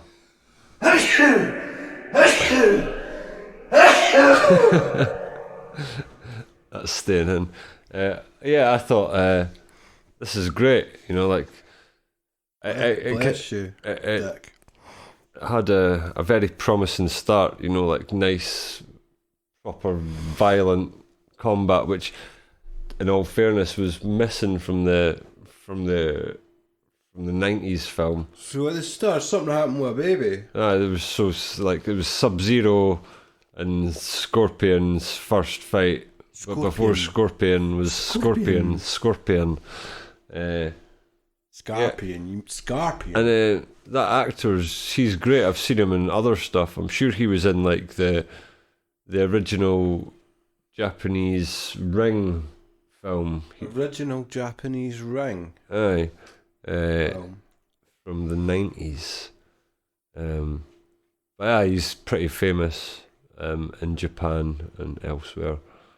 But then it just kind of, so it made, like, other people have compared it to the 2014 Godzilla film, right, which they marketed deceptively, and they'd kind of done the same thing with this. They'd kind of made it out like it was going to be like Scorpion versus Sub-Zero, and in the advertising. And then with the 2014 Godzilla, they made it look like it was going to be Bryan Cranston from Breaking Bad and Malcolm in the Middle fame as the kind of lead role, like, against Godzilla. That seems like a mismatch. But they marketed it that way, and then they kind of killed Bryan Cranston in like the first 15 minutes of the film, and then there was like a plank of wood that was like that in his place, and this kind of does the same thing. So there's this other character who's meant to be the kind of audience insert, and he's just like the most bland, forgettable. He was the son or something, or not even the son, like just a descendant. But yeah, that's the usual story where the son's avenging his dad's death. But it's not even that. I mean, like, that might have been, like, instead they just done nothing. It wasn't that? No, but they had no connection whatsoever other than they were sort of descendants. Like, it wasn't like they were, like, if they were father and son, that might have been a bit more interesting. Do you know what I mean? But they did have a tournament of sorts. Well, see, like, they didn't really. It was like the idea was that the evil ones, the outworld people, wanted to stop the tournament before it happened. So whilst there was fighting, it wasn't like a tournament. And like one thing, like it felt cheap. I felt like the whole thing felt a bit cheap. Like they really got their mileage out of that one set that they built. Do you know what I mean? Like the kind of temple set. I mean, obviously it was cheap. It's a Mortal Kombat film. But like the original had much more like memorable set design in that. Like it looked much more otherworldly. Whereas this, like, it was more like watching Doctor Who or something. Like everything looked like it was in a quarry or. It was quite grey. Yeah. With a degree filter, like all films these days. So I mean, I think it's fair to say that I thought it was shite. Like, I mean, like my expectations were low, but like. I mean, my expectations were even lower. So I thought it was alright. I wouldn't have watched it unless you'd made me watch it. And then I thought, right, well, it was fine. I mean, but you must have had higher expectations than me. But well, I suppose like one thing I did expect, and like it did kind of deliver on, was like I did expect like some decent fatalities, some like sort of. That's what it needed to be from start to finish to be good. It just need to be fatalities. That's the unique selling point of. Maybe not even so much fatalities, but just like gratuitous violence. I don't think it had to have like tried to ground itself so much. I don't think it had to kind of waste time coming up with an explanation for why people. Why we want to see people getting their heart ripped out and like eaten. and like. Why you didn't need like a story-based explanation for why they've all got different powers? Do you know what I mean? Like, just fucking accept it. Even when they did start getting fatalities, then it was kind of a bit running, like it wasn't the best special effects. No, and like I mean, I'll be honest, I haven't played a Mortal Kombat game in a long time. Like I kind of I'm not even like what you would call a fan of the franchise. I remember the first game being the first game that I ever feeling that I was getting addicted to, and like, because I remember playing it at the arcade at Johnson's Arcade. I'll maybe cut that out, but playing it at the arcade and like fucking going home and being like, I fucking need to play that game again, and like I knew that games like Street Fighter were better, and Street Fighter was there as well, but there was something about Mortal Kombat that just You just got had me. that bloodlust. Aye, and I ended up like I remember for Christmas. You ended up starting that cult, didn't you? The satanic cult. That was much later. Right. Okay. But no, I remember actually like getting it on the Super Nintendo, even though the violence had been severely cut down, because I was Yeah, the Mega Drive one had full violence. you had Yeah, to put in a cheat code or something. yeah. But I was spoiled really because I was playing Body Blows on the Amiga. yeah, we were all very jealous as a I remember result. thinking that I might be addicted to Body Blows on the Amiga. And it was fine because I had it in my house. I could play it to my heart's content. You had to change discs between fights, probably between rounds of your fight. Between moves. You put in the fireball and then you had to change discs to see it. But I was addicted. Body Blows. But they didn't make a Body Blows film for some reason. No, it mustn't have had the same franchise potential. Maybe I'll start a petition for a Body. Well, I could probably get the license. Me and you could. I've got a camera. We could make our own Body Blows film. We could make it, because we've been criticising this film, so obviously we could do a better job, and we could make the Body Blows film everything that Mortal Kombat the movie wasn't. Is it called Mortal Kombat? It's called Mortal Kombat. Mortal Kombat reboot. But yeah, it's kind of like so forgettable. Being like the only thing that I can really remember about it was laughing when like the guy who is the main character was getting the shit beat out of him, and then like his special power was like fucking golden thread, or like an armor made of golden thread or something, and it was just like, what the fuck? This is just shit. I can't even remember that.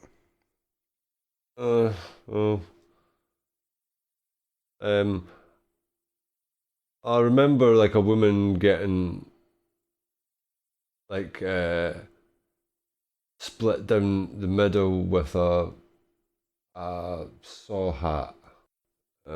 But yeah, go and watch the 90s one. If you're wanting a Mortal Kombat film, watch the 90s one and then imagine blood, and then you pretty much got the ideal Mortal Kombat film experience. I would like to see Mortal Kombat film with full-on practical effects, like. Well, I like to see, like, that's the thing, like the 90s one, like they actually built a Goro thing, and it might look a bit ridiculous, but it looks fucking much more real than the one in this one, which doesn't look terrible to be fair, but I think they spunked all the budget on that, because the rest of the film, like I say, it's like really bland production design.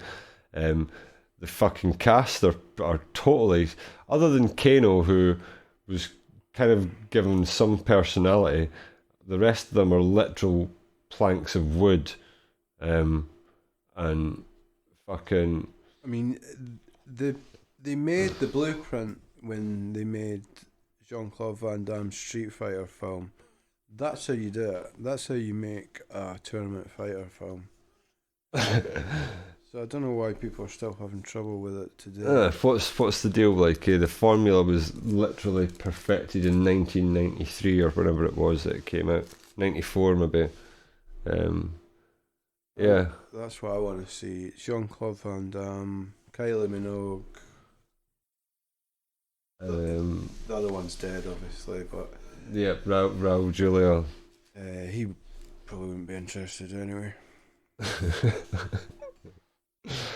But and that, like, going back to kind of like camp, like it kind of needed to be a bit more camp. Like It didn't have any fun. aye, the original one was struck quite a good balance between being kind of silly and camp and reverent to the source material. Aye. Watch the 90s one. I might watch the 90s one at some point. I haven't watched it since the 90s. Body blows. Body blows. Right. Well, that takes us on a new regular section of the show. Resident eShop. We could maybe do it better. Resident eShop. It wasn't bad, actually. Very good. I expected I was going to cough after that. I didn't. This is a new regular section of the show where we delve into the deep, disgusting depths of the Nintendo eShop and find an amusingly bad game to talk about. A game that I found is called Tales of the Jungarian Hamster. I spotted that one, and I was going to mention that.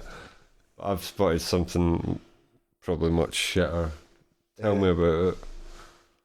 This is £6.79, so it's not exactly cheap. Tales of Jung. I'm assuming it's a silent D. It's DJUNGARIAN. Jung, yeah, I'd say. Jungarian. Is that a well-known type of hamster? I'm no expert in hamster variants, but I would imagine so. I'd imagine there'd be some unique characteristic. So it says here, a story of Jungarian hamsters created by you and Hamster Fairy. Okay. A story of Jungarian hamsters created by you and Hamster Fairy. I think that's a bit better. Real and fluffy. The Jungarian hamster expressed in 3D reproduces the unique fluffiness of the hair. Jungarian hamsters that move in various ways in a cage are healed just by looking at them. What? Introducing over 30 types of Jungarian hamster with various features. Not only pudding and blue sapphire, but also fire, caramel and chocolate Jungarian hamster that don't exist in reality appear in the game. In addition, each type has its own characteristic that has various effects such as lonely and angel of love. Let's get along with hamsters and collect cage items. Well, that's Tales of Jungarian Hamster from by Success. Available now on Nintendo eShop. that sounds like probably the definitive Jungarian hamster experience on the eShop. I mean, you say that, but we haven't checked. no, we've done no research, but I'd say it's a safe assumption. They are cute. Uh, If this goes on a deep sale, because we're not buying the games for Resident eShop, no. that would be ridiculous. But if this goes on a deep enough sale, sub £1, it's on my wish list now. Then Yeah. I will pick up Tales of Jungarian Hamster and maybe a quick look. I wouldn't say review. No. I'm not completing it. My, I'm not even buying it. I mean, it costs £7. well, if you think that's bad, wait until you hear my pick for Resident eShop, right? So, this isn't even a game. This is £8.09, and it's £8.09. £8.09, and it's called Spy Alarm, Have you spotted this? I don't know. I might have seen that. Did this catch your eye? So basically, spy alarm. So I'll show you here. You see, like, it uses the infrared sensor on the right Joy-Con and creates a beam, which you can position around your room and use as like an alarm. Like an alarm. So place it on a flat surface, pointing towards the area you want to protect. If someone breaks the beam when the device is armed, the alarm will sound. So and you can like tweak certain. What are these? So don't waste your money on expensive burglar alarms to protect your home. Just spend £8.09. What are the settings you can change? So there's like warning, get out, intruder, an AI alarm. Is that so? It'll say that. I have no idea. Yeah. There's it says intruder's log, so it must. Does it have? Because that it's just going to draw attention to the switch, isn't it? So if the burglar comes in, it's going to start making a noise, basically saying, "I've got a switch. Steal me." Aye. Switch the switches away. I suppose does it contact the police? I mean, it doesn't say. I don't think so. Like, so then the information, it just says. So I've got a view all. All right. Okay. Here we go. Spy alarm guards your stuff. Spy alarm works by transmitting an invisible infrared tripwire, which, if broken, sounds an alarm. Switch between 4 different alarm sounds, and as a bonus, spy alarm comes equipped with an intruder logger, which lets you see exactly when and how many times the alarm was triggered while you were away. So how does it work? Spy alarm transmits an invisible infrared beam from IR camera at the bottom of the right Joy-Con TM. If someone or something crosses the beam bounces back to the IR camera, which then sounds the alarm.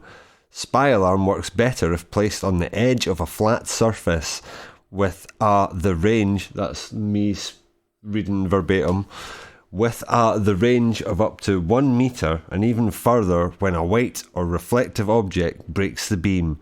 Note, spy alarm is a fun to play game and should not be used as a real security alarm. What was the range? A metre? On a flat surface with a range of up to 1 metre. Spy alarm works better if placed on the edge of a flat surface with the range of up to 1 metre and even further when a white or reflective object breaks the beam. £8. £8. I mean, I would just ignore what it says about not being used as a real security alarm. It sounds robust enough to me to... Yep. And do you know what's interesting is so spy alarm is £8.09, but there's been a calculator app that's been getting quite a lot of controversy lately because it's like £9 and it's just a calculator. So I'd say in terms of value for money, spy alarm's probably much more interesting. Well, I hope you'll buy it if it's on a deep sale. Well, I mean, it's in my wish list now. Maybe if it breaks the sub pound, aye, I might check it out. Oh, so that's a nice new section. I thought so. Resident eShop. Right, on our next, a new regular section of the show called Unsubscribe from Young Yeah.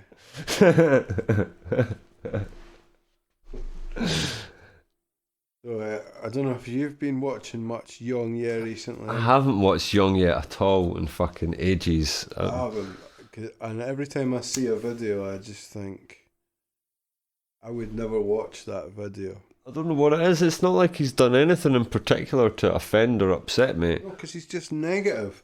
When I got into Young Yeah, he was just a happy-go-lucky Metal Gear fan. Now he's just king of the Muppet Babies. Like, he did a video complaining about the Zelda amiibo that paywalls. Sorry, I can't do that again. He did a video about the Zelda amiibo that Paywall's new Skyward Sword HD fast travel is already being scalped and sold out. That is just such a typical young complaining video, isn't it? Aye. Yeah. Without getting too much into that whole fucking subject, yeah. I totally see why it can be considered a bit of a scummy move, like, without a doubt. Fucking. But every video he makes, he's just moaning and complaining about something. But that being said, like, fucking, to me, if you're going to spend your money on one of these fucking amiibo, you wanted to do something fucking worthwhile, I suppose. Like, it seems like a lot of the stuff that I see these things like do, it's like that just doesn't seem worth it to me. No, but they've whereas maybe that actually does. Doing amiibos. I mean, everyone else has stopped doing their stupid toys to life. What are they called?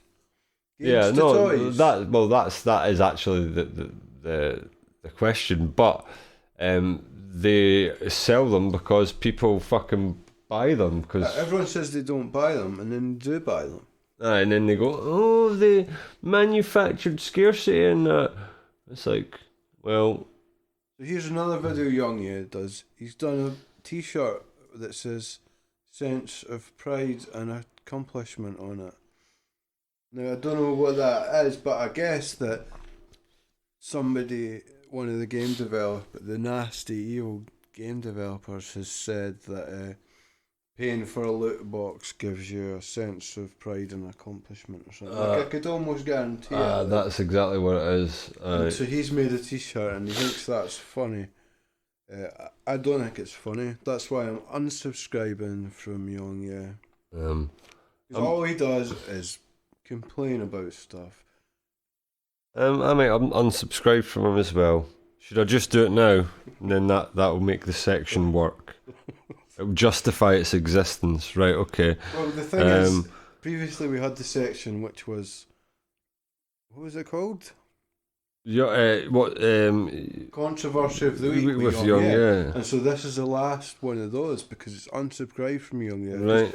I mean, the Controversy of the Week with Young, the whole point was making fun of his silly controversies that I don't care about. But now it's got to the point where I'm unsubscribing. Okay. He's only got 1.16 million subscribers. No, you ready? I'm going to do it. I'm going to do it live. 3, 2, 1. Go. Unsub. Subscribe. Take that, Young. Yeah. Right in the. Sorry. Right in the bell. Sorry, bro.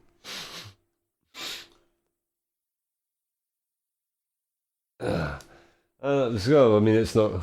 I've still kept notifications on from. That's a joke. I reckon we'll miss Young in a while.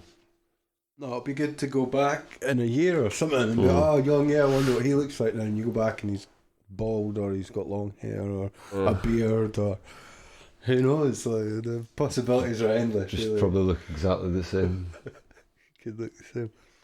Okay, well, we've got one final section of the show. It's a new regular section of the show, and it's called "Still Good News About."